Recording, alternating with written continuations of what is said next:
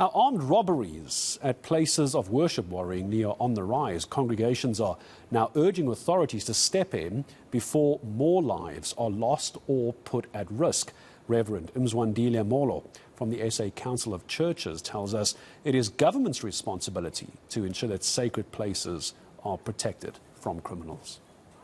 There are many reports throughout the country of churches becoming sitting ducks for criminals. And in many ways, the police system failing the church, as it does in failing the broader society, in protecting us against criminality. We all remember one of the first responsibilities of the state, it is to make sure that ordinary citizens live their lives in secured environments.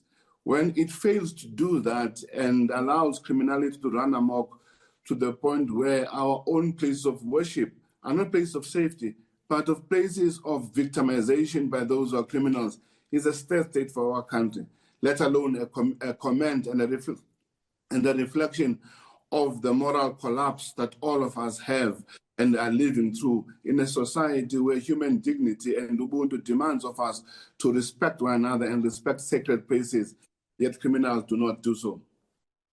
And in support of the Reverend's point, in just the past few days, there have been robberies at 3 churches in Bushbuck Ridge and KwaMahlanga in Mpumalanga. Very few churches have the funds to put around themselves security that is going to protect them to an unwanted intrusion by criminals.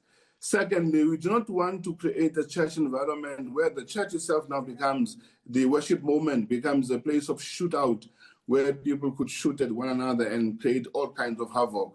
Thirdly, you don't want to create a space where when you come to church and somebody must stand at the gate and check you and check whether you've got a gun and check whether you've got a knife and check another thing, because ultimately the church is a place of welcome for everybody who wants to come to worship God. Asking the church to have CCTV cameras, asking the church to have private security doing all kinds of stuff, when in reality, the state working with all of us bears the primary responsibility to protect all of us.